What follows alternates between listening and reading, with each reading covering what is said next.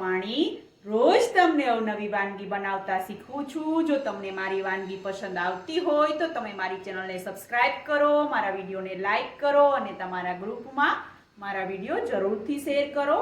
તો આજે આપણે એકદમ ટેસ્ટી અને ક્રિસ્પી એવી મસાલા ભાખરી બનાવતા શીખીશું। તો ચાલો આજે આપણે બનાવવાનું શરૂ કરીએ મસાલા ભાખરી। મસાલા ભાખરી બનાવવા માટેના ઇન્ગ્રેડિયન્ટ્સ આપણે જોઈ લઈએ। મેં અહીંયા એક મોટો વાટકો અથવા 2 કપ એવો મેં ભાખરીનો જે મીડિયમ કકરો લોટ આવે છે તે લીધો છે। 1 કપ પાણી લીધું છે, 2 મોટી ચમચી તેલ, 2 મોટી ચમચી ઝીણી સમારેલી લીલી મેથી, 1 ચમચી ઝીણી સમારેલી કોથમીર, 1 ચમચી આદુ મરચાં લસણની પેસ્ટ, 1 નાની ચમચી શેકેલા જીરાનો પાવડર, 1 નાની ચમચી સફેદ તલ, અડધી ચમચી મરી પાવડર અને 1 ચમચી નમક લીધું છે। તો ચાલો આપણે બનાવવાનું શરૂ કરીએ મસાલા ભાખરી। મસાલા ભાખરી બનાવવા માટે મેં અહીંયા એક કાથરોડ લીધી છે। હવે આપણે એની અંદર જે ભાખરીનો મેં કકરો લોટ 2 કપ લીધો તે એડ કરી દઈશું અને હવે આપણે એની અંદર મસાલા કરવાના છે। તો આપણે જે નમક લીધું હતું 1 ચમચી તે એડ કરી દઈશું, ઝીણી સમારેલી કોથમીર લીધી છે તે એડ કરી દઈશું, મરી પાવડર અડધી ચમચી લીધો છે તે એડ કરી દઈશું, સફેદ તલ 1 ચમચી એડ કરી દઈશું, શેકેલા જીરાનો પાવડર એડ કરી દઈશું, આદુ મરચાં લસણની પેસ્ટ આપણે 1 ચમચી જે લીધી છે ખાંડીને લેવાની છે એટલે એનો ટેસ્ટ ખૂબ જ મસ્ત આવશે। તમે મિક્સરમાં ક્રશ કરીને લેશો એના કરતાં તમે ખાંડણીમાં ખાંડીને લેશો તો ખૂબ જ મસ્ત આદુ મરચાં લસણનો ટેસ્ટ આવે છે, એટલા માટે મેં ખાંડીને લીધું છે। અને ઝીણી સમારેલી મેથી મેં 2 મોટી ચમચી લીધી તે એડ કરી દઈએ અને આપણે તેલ જે લીધું છે 2 ચમચી તે એડ કરી અને આપણે એને હવે વ્યવસ્થિત રીતે બધી વસ્તુને લોટની અંદર મિક્સ કરી લઈએ હાથ વડે અને પછી પાણી નાખી અને આપણે મીડિયમ કઠણ એવો લોટ બાંધવાનો છે જેથી આપણી ભાખરી એકદમ ક્રિસ્પી અને ટેસ્ટી બને।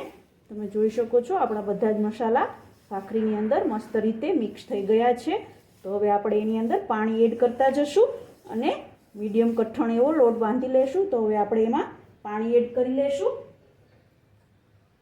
તો હવે પાણી એડ કરતાં થોડું પાણી એડ કરતા જવાનું છે અને મિક્સ કરવાનું છે જેથી આપણો લોટ એકદમ સોફ્ટ ના થઈ જાય। આપણે મીડિયમ કઠણ લોટ બાંધવાનો છે એટલા માટે। જો સોફ્ટ લોટ બાંધશો તો તમારી ભાખરી એકદમ ક્રિસ્પી નહીં બને, ભાખરી સોફ્ટ બનશે, એટલા માટે લોટને પણ આપણે કઠણ જ બાંધવાનો છે। તો હવે આપણે હજુ થોડું પાણી એડ કરી અને લોટને બાંધી લેશું। તો હવે આપણે બધો જ લોટને મિક્સ કરી અને થોડી વાર રેસ્ટ કરવા માટે રાખવાનો છે જેથી બધો જ મસાલો લોટની અંદર વ્યવસ્થિત રીતે મિક્સ થઈ અને મસ્ત ટેસ્ટ આવી જાય, એટલા માટે હવે આપણે લોટને 5 મિનિટ માટે રેસ્ટ કરવા માટે રાખી દઈશું। 5 મિનિટ થઈ ગઈ છે તો લોટ રેસ્ટ થઈ ગયો છે। તો હવે આપણે ભાખરી બનાવી લઈશું, એટલા માટે હવે આપણે ભાખરી બનાવવા માટે મેં અહીંયા એક પાટલી લીધી છે। હવે પાટલી ઉપર આપણે ભાખરીના લોટના લુવું બનાવી અને ભાખરી બનાવીશું। તો હવે આપણે આવી રીતે મીડિયમ સાઇઝનું એક લુવું હાથ વડે આમ બનાવવાનું છે અને પછી ભાખરી વણવાની છે મીડિયમ સાઇઝની। હું મીડિયમ સાઇઝની ભાખરી બનાવીશ, તમે તમારી અનુકૂળતા મુજબ નાની અથવા મોટી કોઈ પણ સાઇઝની બનાવી શકો છો। તો હવે આપણે ભાખરીને આવી રીતે થોડું વણી અને પછી આપણે એને પાછું લુવું વાળી લેવાનું છે જેથી આપણી ભાખરી એકદમ મસ્ત બને। તો હવે આવી રીતે આપણે પાછું લુવું વાળી લેશું વણીને અને પછી પાછી આપણે ભાખરી હાથ વડે આવી રીતે લુવાને વ્યવસ્થિત કરી અને પછી આપણે પાછું એને વણી લેવાનું છે। તો હવે આપણે ભાખરીને આવી રીતે વેલણ વડે એકદમ પતલી પણ નહીં અને બહુ જાડી પણ નહીં એવી વણી લેશું। તો હવે આપણે ભાખરીને વણી અને પછી આપણે બધી જ ભાખરીને આ ભાખરી વણાઈ જાય એવી રીતે આપણે બધી ભાખરીને વણી લેશું અને પછી આપણે ભાખરીને શેકી લેશું કે ગેસની ફ્લેમ મીડિયમ રાખી અને ભાખરી શેકવાની છે જેથી આપણી ભાખરી એકદમ ટેસ્ટી અને ક્રિસ્પી બને અને અંદરથી પણ મસ્ત રીતે પાકી જાય।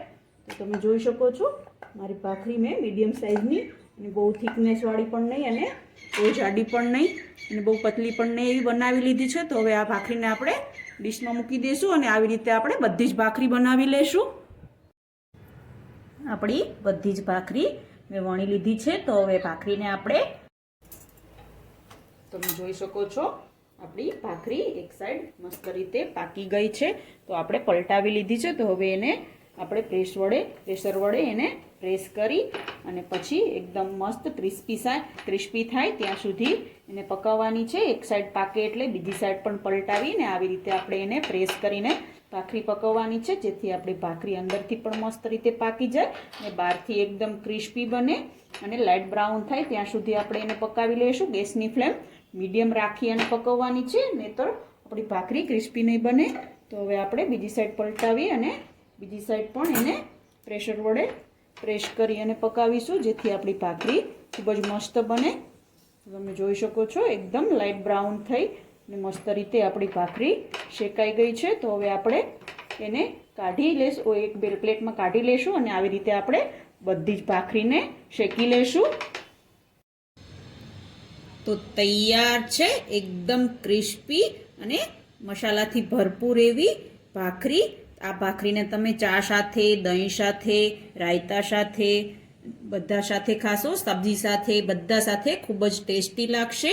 અને આ ભાખરીને તમે 2 થી 3 દિવસ સુધી બનાવીને ખાઈ શકો છો. આ ભાખરીને તમે બાળકોને લંચમાં આપો તો બાળકો પણ હોશે હોશે ખાશે. તો ભાખરી ઘરે જરૂરથી ટ્રાય કરજો. તમારી ભાખરી કેવી બની તે મને કમેન્ટ બોક્સમાં જરૂરથી જણાવજો. કેવી લાગી આજની રેસીપી તમને? જો તમને મારી રેસીપી પસંદ આવી હોય તો તમે મારી ચેનલને સબસ્ક્રાઇબ કરો, મારા વિડીયોને લાઈક કરો અને શેર કરો. તો રોજ આવી અવનવી વાનગી જોવા માટે જોતા રહો રંગત, ખાણીપીણીના શોખીન ગુજરાતીઓની. Thanks for watching.